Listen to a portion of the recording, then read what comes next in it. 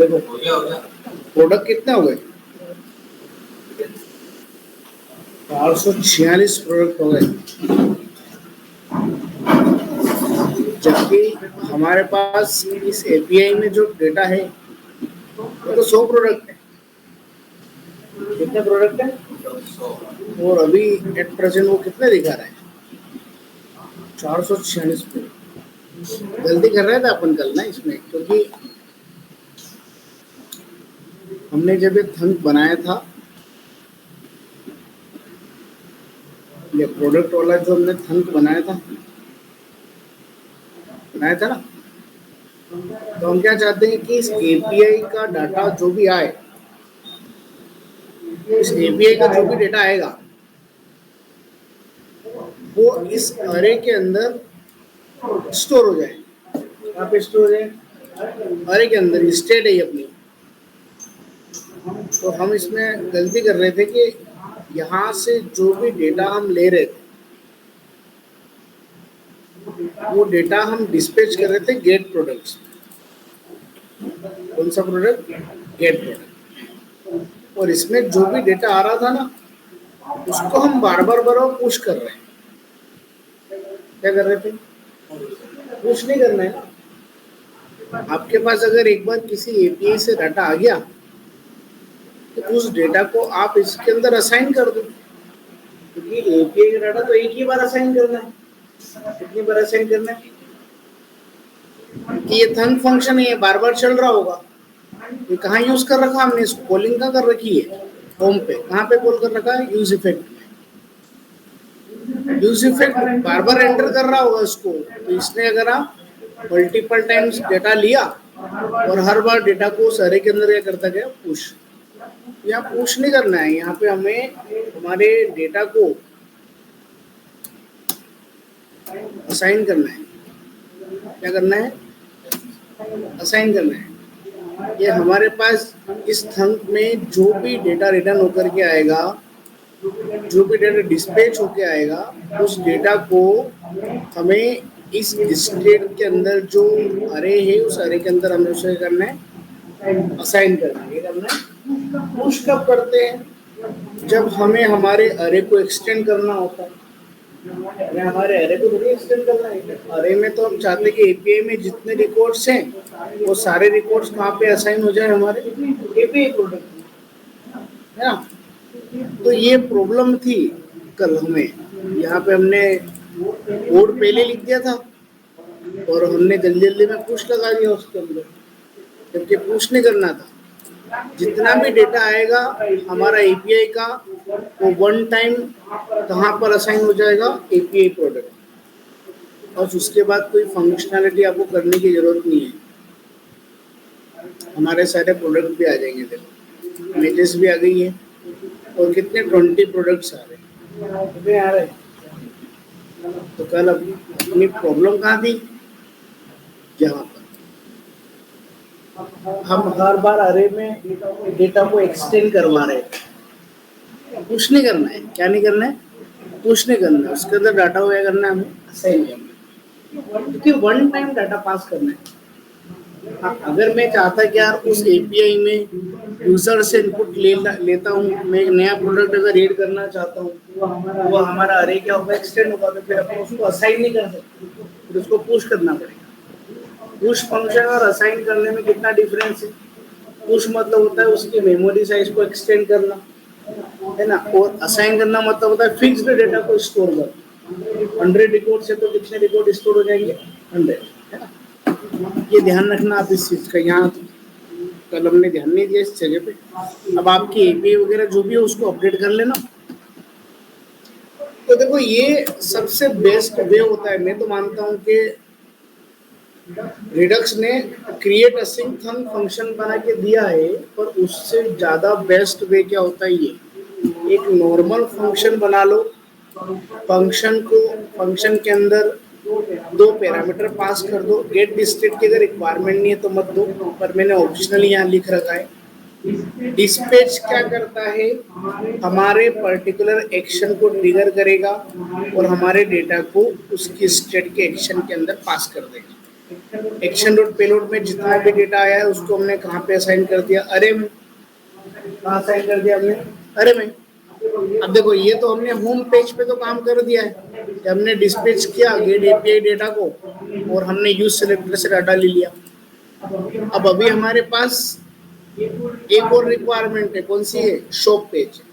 तो shop page पे भी तो आपने मैन्युअली डेटा लगा रखा है, देखो। अच्छा, ये डमी एपीआई जेसन से डाटा ला रहे हैं और हमने कल इसको चेंज कर दिया था। तो ये तो हटा ही दो कोड यहाँ से पूरा, इसकी जरूरत नहीं है अपने अपने, है ना। अब शॉप वाले पेज पे डाटा लेना है तो स्टोर से ले लो। कहाँ से डाटा ले लोगे, स्टोर से डाटा ले लो। कैसे लेंगे, देखो उसके लिए क्या करना पड़ेगा, होम पेज पे क्या किया हमने, डिस्पैच किया गेट एपीआई डेटा को, ठीक है। शॉप पेज पे जाओ, डिस्पैच कर दो गेट एपीआई डेटा। डाटा जो रहेगा गेट एपीआई डेटा, इसको हमने अभी इंपोर्ट नहीं किया है, उसको अपन अपन इंपोर्ट भी कर लेते हैं। और एक हमें सिलेक्टर से हमें हमारे डेटा की रिक्वायरमेंट है, तो क्या लगा दोगे, use selector state dot product dot API का, उसके अरे का नाम क्या था, एपीआई प्रोडक्ट। ये हमें डाटा लगा दे देगा। ये हो गया हमारा काम। अब इसमें हमें इस अरे बनाने की जरूरत नहीं, बस जो भी हमारा एपीआई से रिकॉर्ड आ रहा है, स्टोर से जो डाटा आएगा उसको हमने प्रोडक्ट डेटा में रख दिया है। तो प्रोडक्ट डेटा से हम क्या चला लेंगे, मैप चला देंगे। इसको चेंज करना पड़ेगा आपको, है ना, क्योंकि हमने, अच्छा होम पेज का ही ले लो ना यार, आप डमी जेसन वाला लगा देना है ना शॉप वाले पेज पे, ठीक है। ये हो गया हमारा काम। यूज सिलेक्टर और डिस्पैच फंक्शन इंपोर्ट नहीं है,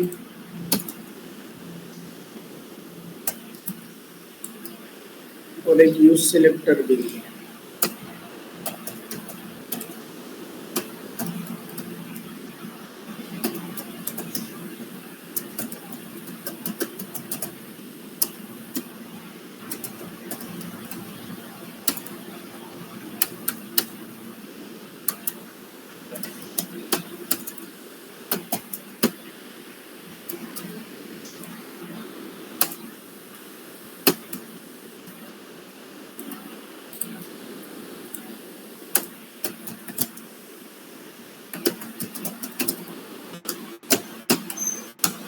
ये हमें शॉप पेज पे भी डाटा मिल जाएगा, देखो होम पेज पे डाटा आ गया और ये प्रोडक्ट कहाँ मिल जाएगा, शॉप पर।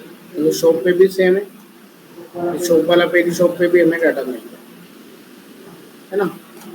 ये था हमारा एक पर्टिकुलर एपीआई। कभी भी अपना जो रिड्यूसर्स होता है, ये रिड्यूसर है ना, कभी भी असिंक्रोनसली बिहेव परफॉर्म नहीं करते हैं। उसके लिए हमने थंक फंक्शन क्रिएट किया। ये थंक, इस पूरे फंक्शंस में क्या पता चल रहा है, क्या थंक की फंक्शनैलिटी को फॉलो कर रहा है। ये जो इनर फंक्शन है जो रिटर्न कर रहा है, उसके अंदर दो पैरामीटर है, कौन कौन से, एक डिस्प्ले और दूसरा कौन सा है, गेट। अगर कोई भी फंक्शन है दो पैरामीटर लेता है तो वो थंक की फंक्शनैलिटी को फुलफिल करेगा। जैसे कि हमने एक प्रोमिसेस वाला फंक्शन पढ़ा था, याद है आपको।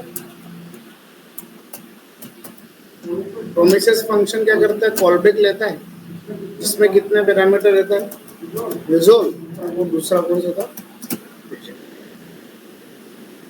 ये प्रोमिसेस में जो डिफॉल्ट अपने एट्रीब्यूट्स होते हैं, पैरामीटर होते हैं, कौन कौन से, रिजोल्व और रिजेक्ट।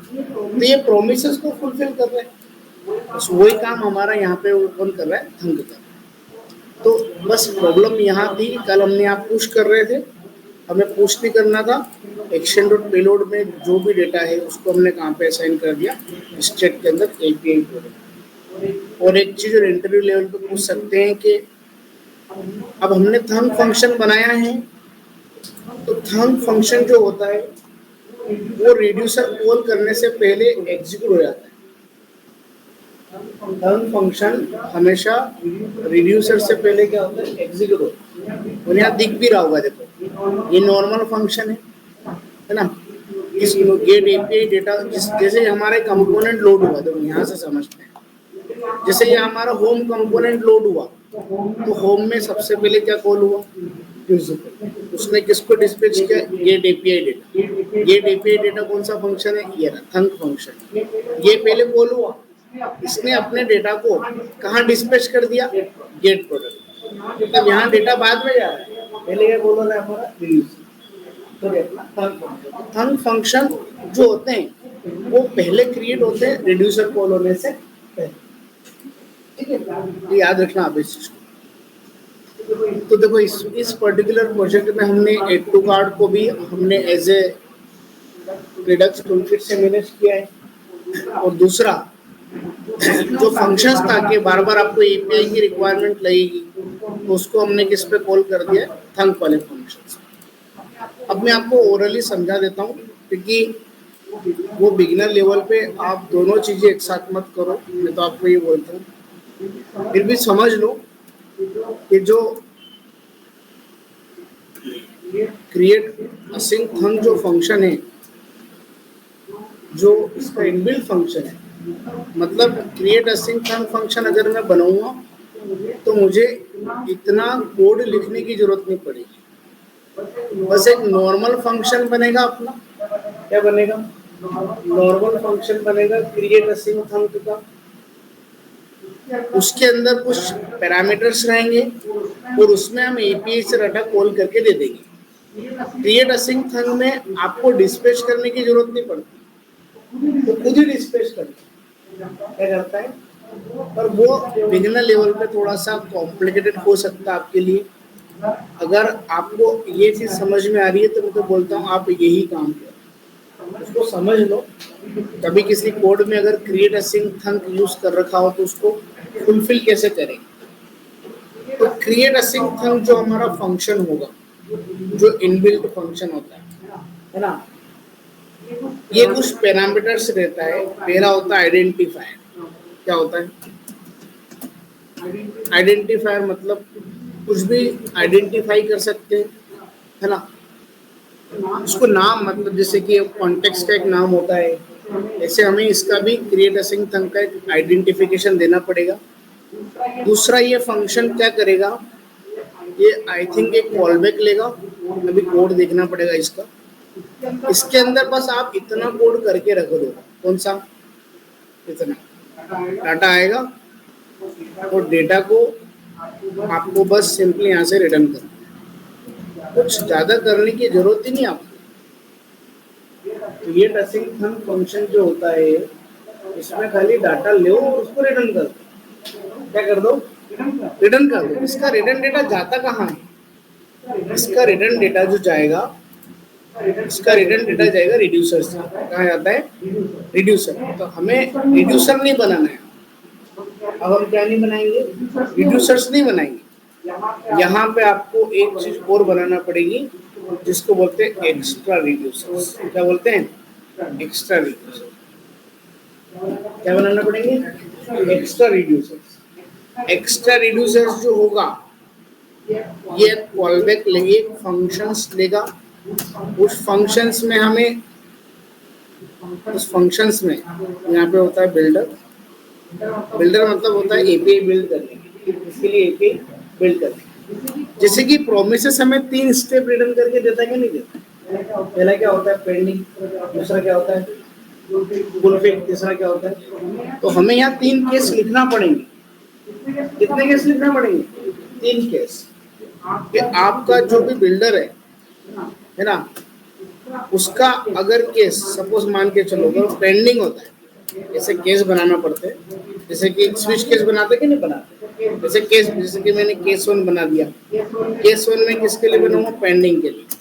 कि अगर मेरी एपीआई अंदर पेंडिंग मोड में है तो मुझे यहाँ से कुछ रिटर्न करना पड़ेगा। है ना, क्या रिटर्न करेंगे कि कुछ भी दे दो, अनडिफाइंड या वर्किंग दे दो।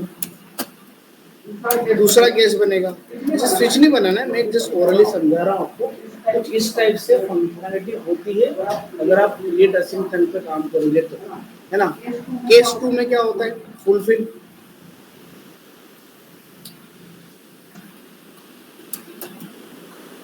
फुलफिल अगर हुआ तो रिटर्न करना है। क्या रिटर्न करना है, जो भी हमारे पास एक्शंस में जो भी डेटा आएगा वो रिटर्न कर दो। एक्शन डॉट पेलोड में जो भी डेटा आएगा वो रिटर्न कर दो। और तीसरा केस बनेगा अगर रिजेक्ट होता है। क्या होता है, सपोज होगा रिजेक्ट होता है कि हम ये क्यों बना रहे हैं, कि बिल्डर जो होता है ये एपीआई बिल्ड करने के लिए, और एपीआई बिल्ड करने में 3 सॉफ्ट केसेस बनाना पड़ेंगे। पहला कौन सा आएगा, पेंडिंग के लिए, दूसरा किसके लिए, फिल के लिए, और तीसरा किसके लिए, अगर रिजेक्ट होता है तो हमें रिटर्न करना पड़ेगा एक्शन, ओ सॉरी, एक एरर मैसेज रिटर्न कर दो। रिटर्न कर दो, ऐसे रिटर्न नहीं लिखा जाता, रिटर्न लिखते करो, ऊपर एक वेरिएबल बनता है यहाँ पे स्टेटस। क्या बनेगा, स्टेटस। तो हमें ऐसा कुछ करना पड़ेगा, मैं कमेंट कर देता हूँ इसको, ऐसे रिटर्न नहीं करते कभी। दिस, ओ सॉरी दिस नहीं आएगा, state dot status equal to ये वर्किंग, ऐसे ऐसे लिखना पड़ता है ना, ताकि यहाँ से जो भी डेटा जाएगा, और अगर डाटा आ गया तो उसको हम कहाँ पे असाइन कर देंगे, एपीआई पोर्टल,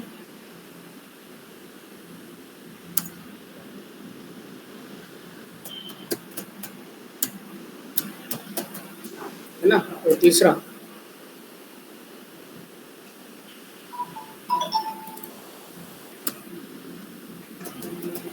कैंसिल है, कुछ भी लिख सकते, ऐसे बस इतना सा काम करना पड़ता है। अगर आप किस पे काम कर रहे हो, क्रिएट असिंक थंब, है ना। क्रिएट असिंक थंब का फंक्शन बनता है नीचे, इस टाइप का फंक्शंस बनेगा जिसमें हम हमारे एपीआई से डाटा लेके रिटर्न कर देंगे, और ये डेटा ऑटोमेटिकली एक्स्ट्रा रिड्यूसर्स पे चले जाता है। एक्स्ट्रा रिड्यूसर्स के अंदर एपीआई बिल्डर करने के लिए क्या होता है, बिल्डर होता है, यहाँ कुछ और एक दो लाइनों लिखना पड़ती है। बिल्डर कॉलबैक लेता है, उसमें 3 केसेस बनते हैं। पहला क्या होता है, पेंडिंग, तो स्टेटस में ये दे दो, फुलफिल हुआ तो ऑटोमेटिकली अपने एपीआई डेटा में डाटा पास करवा दो, बस इतना ही चेंजेस करना है। बाकी आपको शॉप पे, होम पे, हमारे स्टोर में कहीं पर भी चेंजेस करने की जरूरत नहीं। अब कोड देखते हैं,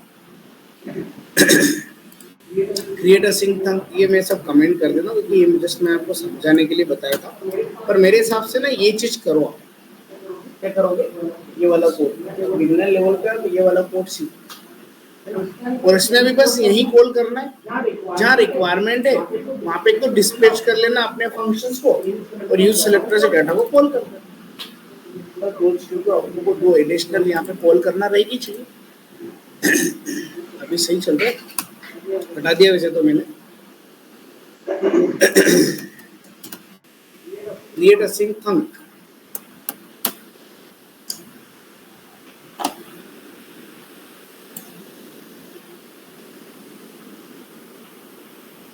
देखो याद रखना कभी इसमें कुछ पूछे तो, a function that accept a redux action, है ना, type string, and a callback function should return a promises. क्या रिटर्न करता है, अब ये अगर क्रिएट असिंक थंब जो फंक्शन है, क्रिएट असिंक थंब फंक्शन अगर कुछ रिटर्न कर दो, पहला तो आइडेंटिफाई लेता है स्ट्रिंग, है ना, और दूसरा क्या लेता है, प्रोमिसेस रिटर्न करता है। तो प्रोमिसेस रिटर्न करेगा तो उसको हैंडल करना पड़ेगा, तो उसको हैंडल करने के लिए हमने 3 पीसेस बना दिए। पहला क्या होता है, पेंडिंग, दूसरा फुलफिल, तीसरा क्या होगा, रिजेक्ट।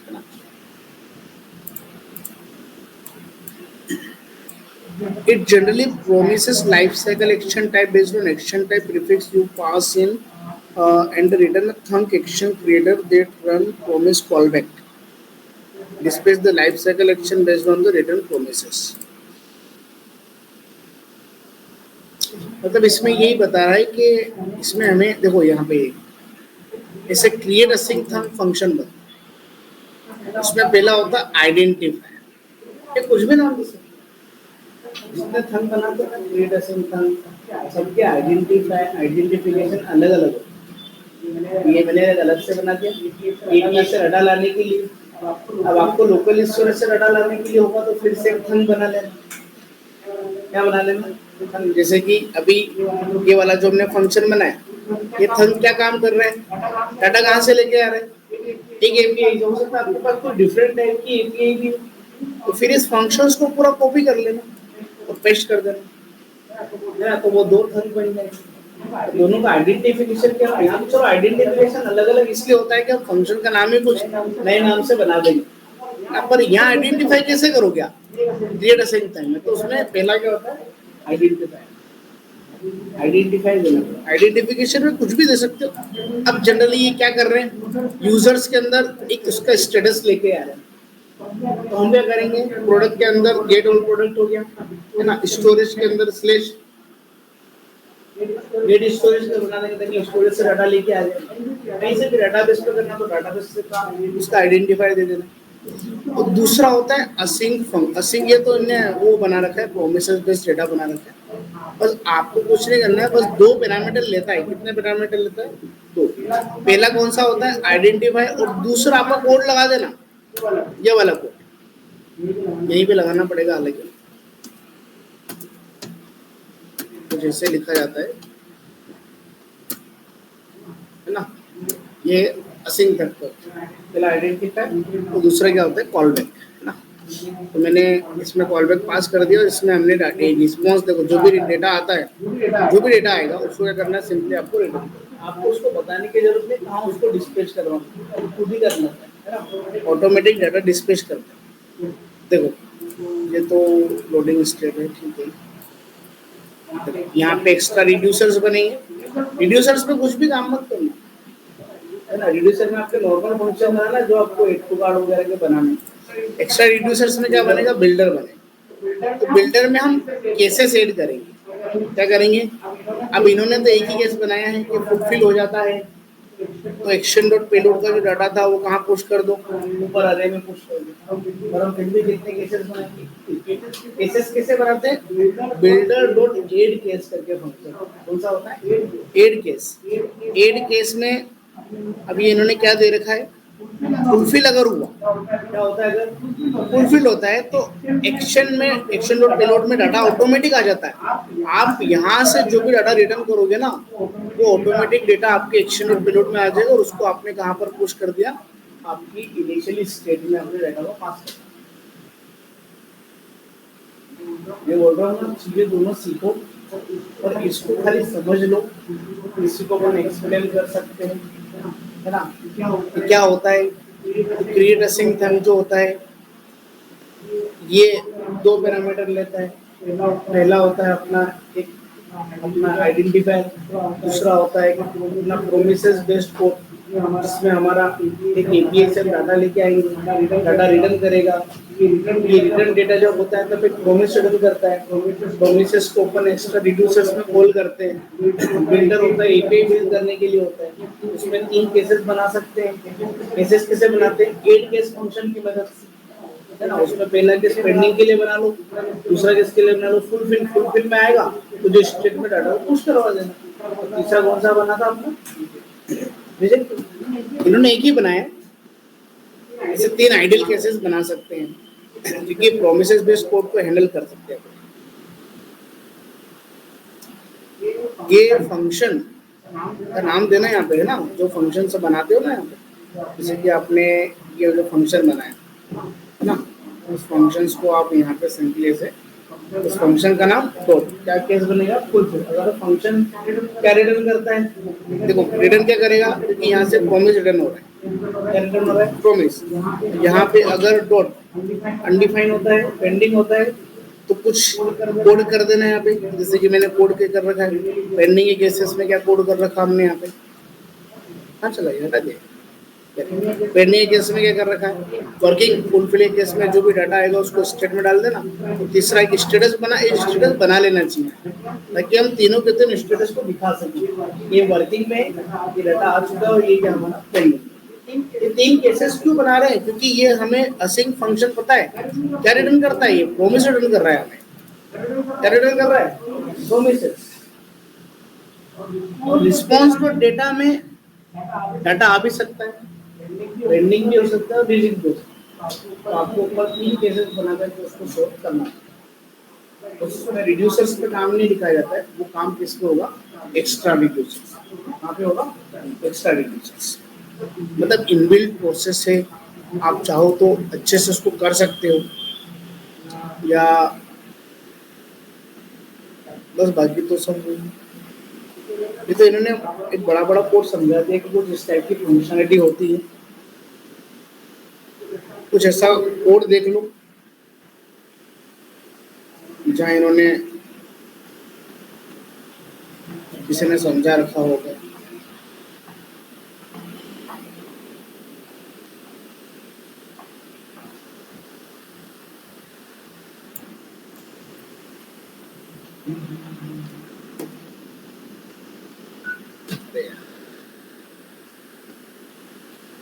ये वीडियो नहीं देते,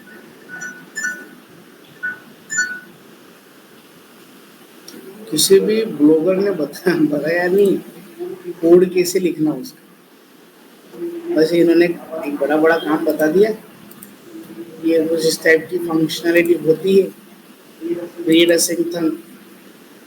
चलो इसको थोड़ा सा ट्राई करते हैं। तो अभी हम ये वाले फंक्शंस को में पूरी तरह से मुझे कमेंट करना पड़ेगा,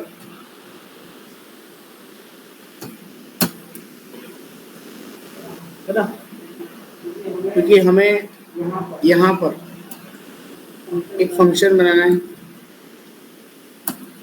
कोड देख लेंगे तो चल जाए तो अच्छी बात है, कि मैंने ज़्यादा इस पर, मैं तो ये वाले कोड चला देता हूँ, हम कभी ज़्यादा इस पर काम किया नहीं है। क्रिएट असिंक में पहला आइडेंटिफायर होता है, तो API slash gate API data, है ना। नाम थोड़ा सा यूनिक देना, कहाँ से आप डाटा ले रहे हो, लोकल स्टोरेज से ले रहे हो, API से ले रहे हो। तो दूसरा क्या, कॉलबैक लेने का बोल रहे हैं, ये फर्स्ट। दूसरे में इन्होंने कॉलबैक फंक्शन तो दिया है सिंक बना के, पर हम डायरेक्ट कोड कर देंगे। आई थिंक ये कोड कर देते हैं अपन यहाँ से, और ये कोड उठा के हमारा,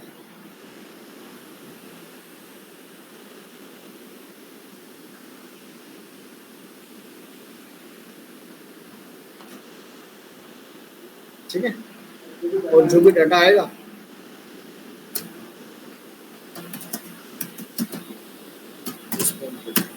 ठीक है, ये इसको एक्सपोर्ट करें, एक्सपोर्ट बोला तो नहीं है, मत करो, ठीक है। ये मैंने एक थंक बना, ठीक। अब मैं यहाँ पे एक्स्ट्रा रिड्यूसर्स को मैं कॉल करता हूँ। रिड्यूसर जो बने वो तो रहने दो, वो तो बनेंगे सही आपके। अभी क्या फंक्शन है कि एक ऑब्जेक्ट टाइप का लेता है, ये चीज देख लो। देखो एक्स्ट्रा रिड्यूसर्स एक फंक्शन को असाइन करें, जिसमें बिल्डर डिफॉल्ट इसलिए देते हैं नेमिंग कन्वेंशन, ये एपीआई बिल्ड कर, जो एपीआई आ रही है बिल्ड कर रहा है बिल्डर, उसमें सॉफ्ट केसेस हमें 3 बनाना पड़ेंगे। बिल्डर देखो डिफॉल्ट तो दे भी रहा है, और बिल्डर डॉट केसेस बना लेते हैं। अभी अपन एक ही केस बना के डाल लेते, हमें पता डाटा ही क्या है ना। उसको एक बार चल जाएगा, बस एक बार रन करके देखना है। डेड केस पहला, हमारे फंक्शन को कॉल करना है यहाँ से, यार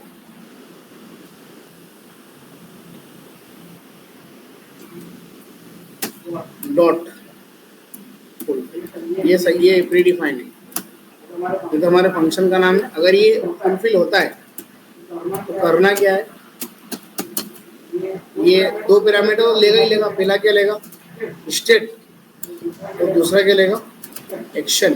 तो हमें डाटा रखना कहाँ है, एपीआई प्रोडक्ट में रखना है। ये करेंगे एपी और state dot API product dot action dot,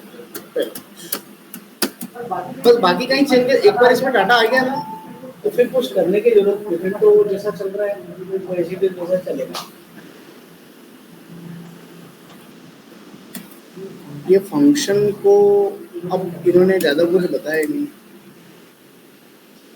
assign किया ना हमने, कुछ तो नहीं कर दिया उसको,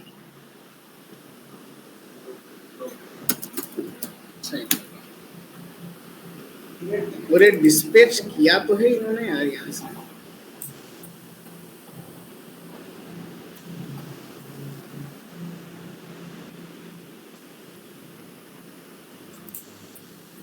हमारी ऐप में इसको नीड करने का बोल रहा है।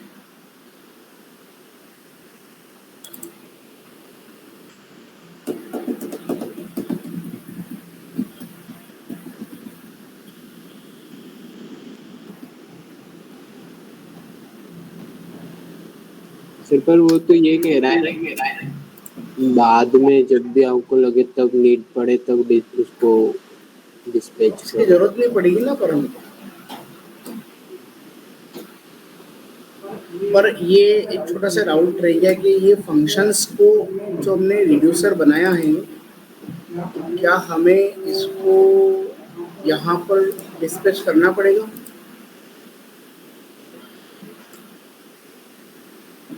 अगर करना पड़ेगा तो फिर एक्सपोर्ट करना पड़ेगा, फिर इसको हमें यहाँ पे इंपोर्ट करना रहेगा, जो हमने गेट एपीआई डेटा किया था ना उसकी जगह पर ये फंक्शन और इसको यहाँ पर बस, बाकी कुछ चेंजेस नहीं करना है, बाकी एक बार चला के देख लेते हैं।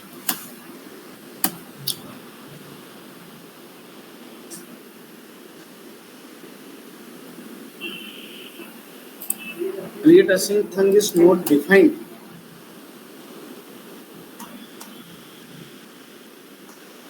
ऊपर डिफाइन नहीं किया आप इधर तो।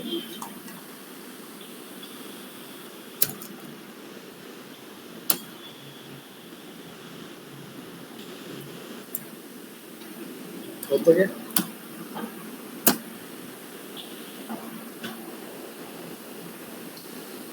The get API data import was not found.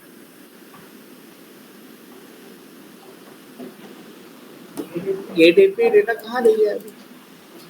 अच्छा, शॉप वाले पे, तो शॉप वाले पे अभी मत करो, शॉप वाले में भी प्रॉब्लम आने लगी है। कर देते हैं, होम वाले पेज पे किया है तो शॉप वाले पेज पे भी कर देते हैं।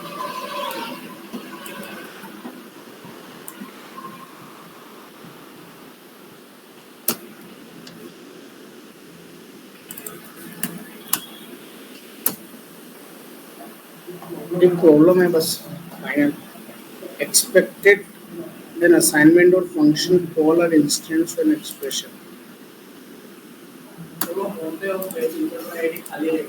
कौन सा?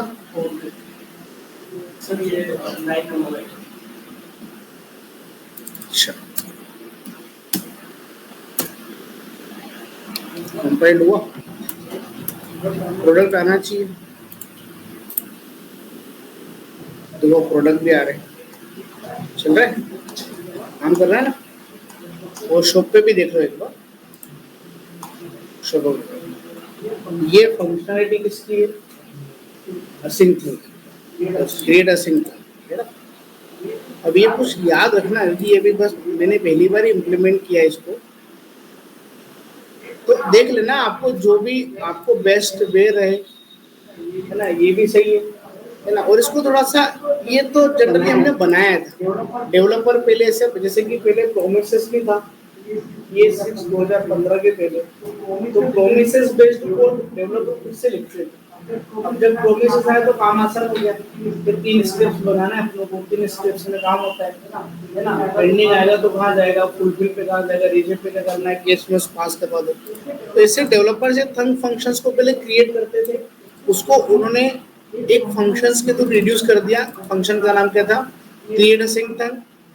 इसमें हमने कोई भी आइडेंटिफिकेशन दे देना कि ऐसे बहुत सारे थंक हो सकते हैं, और यहाँ से जो भी डेटा आएगा उसको आप जस्ट रिटर्न करवा दो, आपको डिस्पैच करने की जरूरत नहीं। जैसे कि यहाँ डिस्पैच करना पड़ रहा था, क्योंकि यहाँ रिड्यूसर में पहुंचा ही नहीं पाए ना, हमें एक्स्ट्रा रिड्यूसर्स में दे रहे हैं एक्स्ट्रा रिड्यूसर, यहाँ से वो ऑटोमेटिकली डिस्पैच कर देता है हमारे डेटा को, है ना। तो यहाँ से देखो हमने प्रोमिस रिटर्न कर दिया है, हमें ये भी नहीं पता कि डाटा आ रहा है ये कि नहीं आ रहा। तो डाटा आएगा तो हमने उसको रिटर्न कर दिया। रिटर्न में 3 चीजें हो सकती हैं, पेंडिंग, फुलफिल, और तीसरा क्या होता है? प्रोमिसेस। तो अभी हमने एक्स्ट्रा रिड्यूसर्स में जो बिल्डर था उसमें मैंने एक केस बनाया। कितने केस बनाए?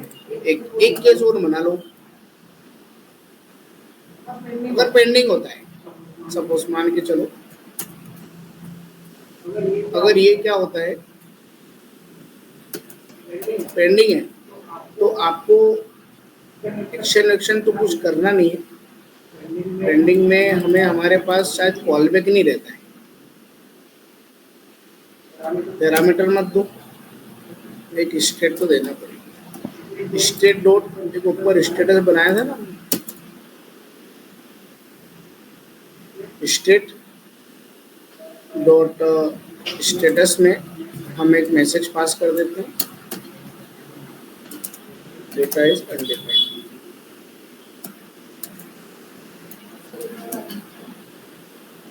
ऊपर वाले में चेंज कर,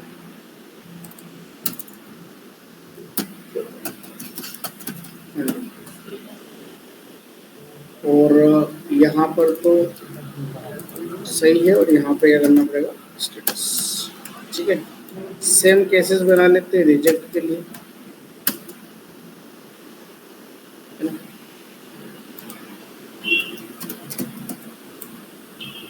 रिजेक्ट केस होता है,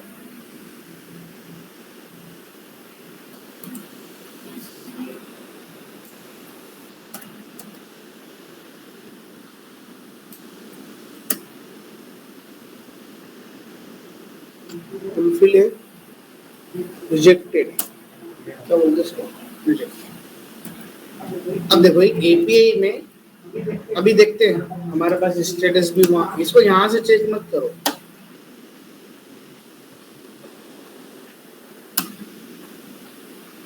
क्या करो?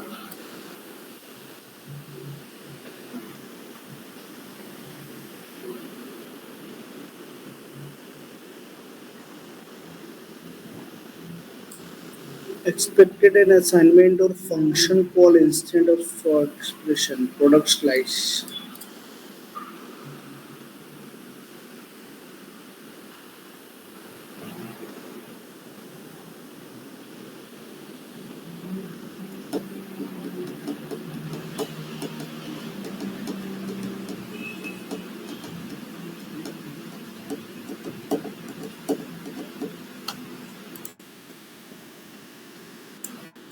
कोई सॉफ्ट केसेस देखना पड़ेंगे जिनमें बना रखे हो तीनों।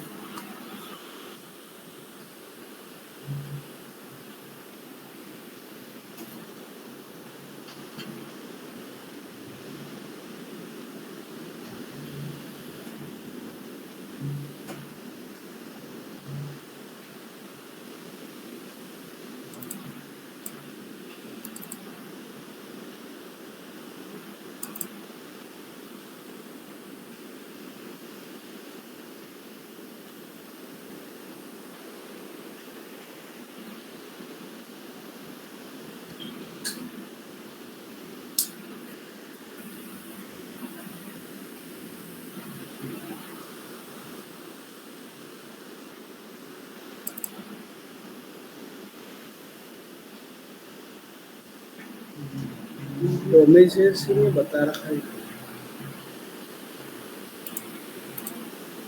यहाँ फंक्शंस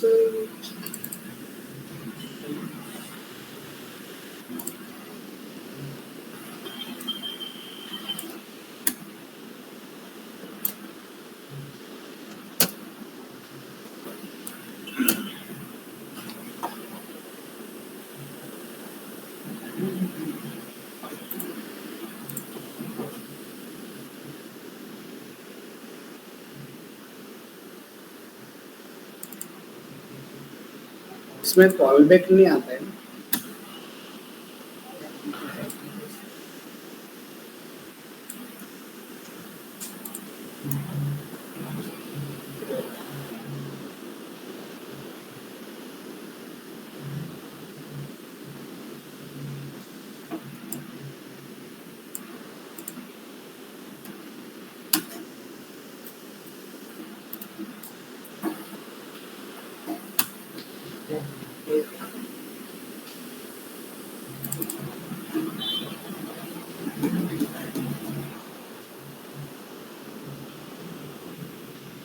स्टेटस कहाँ से आएगा फिर?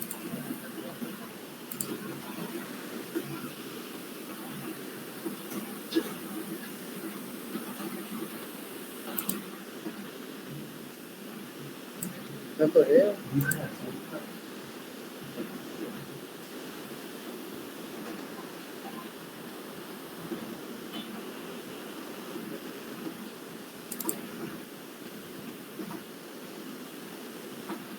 पेंडिंग।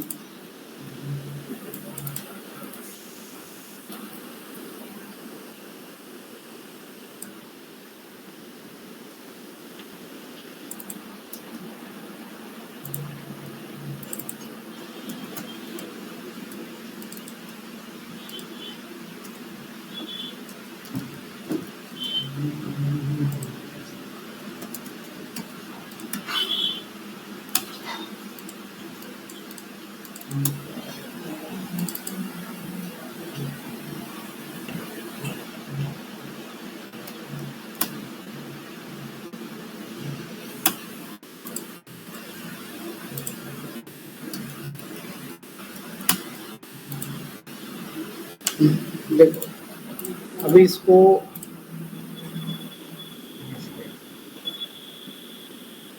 स्टेटस वो स्टेट आया होगा ना।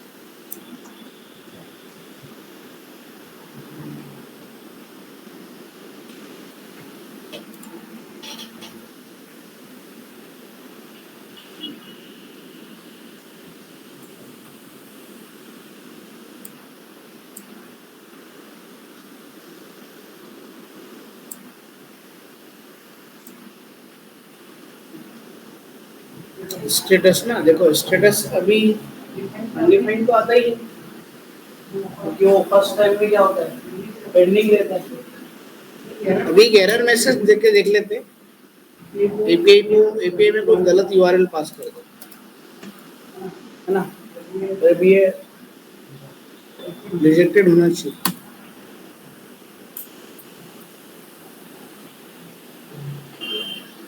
अरे स्टेटस में क्या रहा है ये, इसलिए पता है 3 स्टेटस देते हैं ताकि यूजर्स को आप प्रॉपर मैसेज दिखा सको, क्योंकि आपके पास यहाँ तो डेटा आ गया, यहाँ डेटा आ गया, तो उसको वहाँ कॉल कर लो यूज सिलेक्टर के अंदर और वहाँ पे मैसेज दिखा दो यूआई पे, तो यहाँ पे एरर है, ये क्या है, अभी अनडिफाइंड है ना, जैसे कि एपीआई लोड हो रही है तो इसको कॉल कर लो स्टेट डॉट, यहाँ पे जैसे कि यूज सिलेक्टर के होम में हमने कॉल किया है कि नहीं किया, ये ऐसे किसको कॉल करोगे स्टेट डॉट प्रोडक्ट डॉट, किसको कॉल करोगे स्टेटस, यहाँ जो आएगा स्टेटस है ना उसको पहले दिखा दो, लोडिंग हो रहा है, लोडिंग होने के कुछ टाइम बाद आपको प्रोडक्ट ऑटोमेटिकली क्या होगा वहाँ पे शो हो जाएगा कुछ। हाँ मतलब सेट टाइम मोड वगैरह यूज कर सकते हैं यहाँ पे, जैसे कि अभी पेज लोड हुआ, अभी पहले लोडिंग आना चाहिए, क्या आना चाहिए लोडिंग, और उसके बाद डाटा हमारा क्या हो जाना चाहिए सेट हो जाए। तो इसलिए क्या स्टेटस देना जरूरी होता है क्योंकि यूजर को पता चलेगा, देखो आ रहा है ना स्टेटस पे अभी एरर आ रही है ना, अगर फुलफिल हो जाएगा तो डाटा आ जाएगा हमारा। जैसे भी फुलफिल में तो एपीआई में डाटा आ ही गया ना, फुलफिल से पहले भी क्या होता है अनडिफाइंड होता है, इसमें पहले अनडिफाइंड रहा होगा पर उसने लास्ट में प्रॉमिस नहीं कर रिटर्न करते रिजेक्ट, तो रिजेक्ट रिटर्न हुआ तो अपने जो केसेस बने थे वहाँ पे रिजेक्टेड आया, तो रिजेक्टेड हमने स्टेटस क्या पास कर दिया था एरर, यहाँ पे क्या दिखा रहा है वो अपने ये मैसेज हमने दे रखे हैं यहाँ पे, ये रहे 3 केसेस बनाए थे हमने, याद है? यहाँ प्रोडक्ट स्लाइड किया।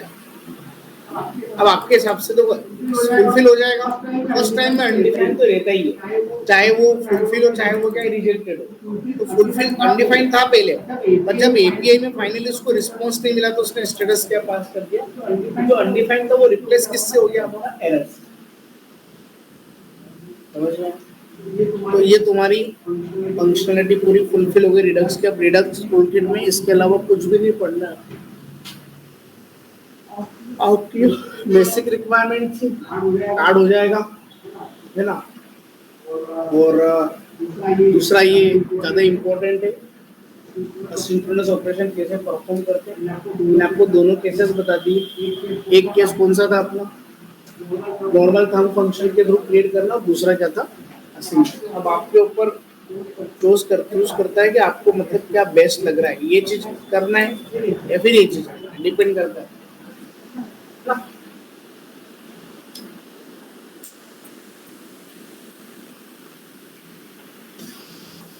ठीक है,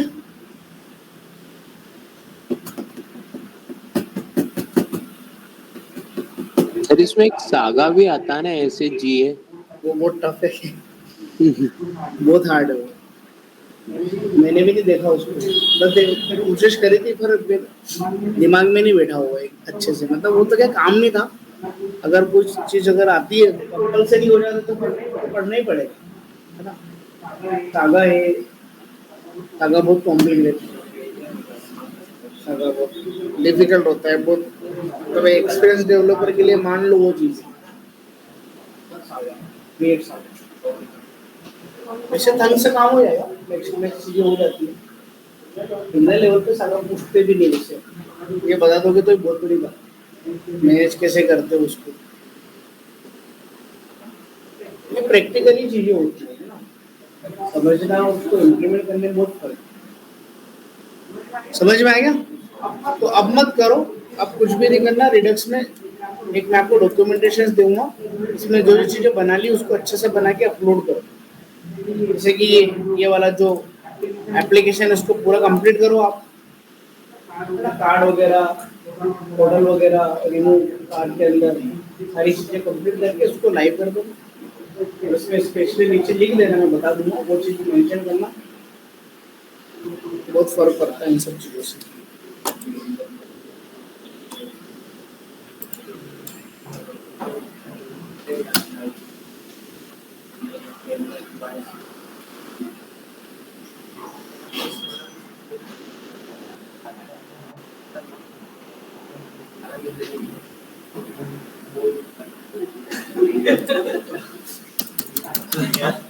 प्रोडक्ट, प्रोडक्ट्स है क्या, प्रोडक्ट, प्रोडक्ट क्या, प्रोडक्ट्स।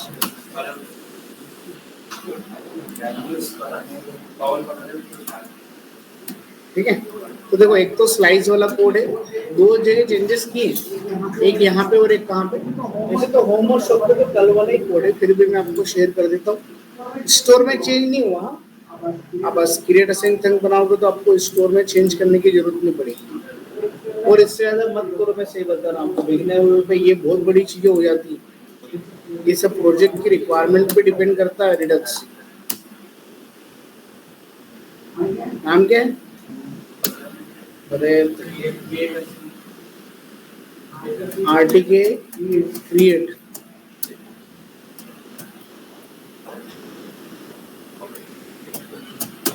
है ना। और ये ध्यान रखना, ये अपना क्या है, प्रोडक्ट स्लाइस है ना।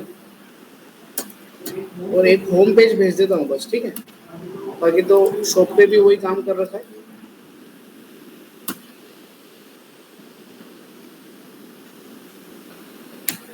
और इसके अलावा ये तो जरूरत नहीं, मैंने जब बता ही दिया आपको तो, है ना, प्रैक्टिकली समझा दिया इसको बस। अब तुम्हारा बस रिएक्ट में एक काम और करेंगे अपन, कौन सा, नेशनल सर्वर का एक प्रोजेक्ट और 3-4 दिन का, उसको मंडे से करेंगे। पर अब कल तुम इसको प्रैक्टिस करना अच्छे से, ठीक है। रिडक्स में इसको कंप्लीट करके लाइव कर देना, नोटिफाई पे डाल दो, गिटहब पे डाल दो, कहीं पर भी डाल दो।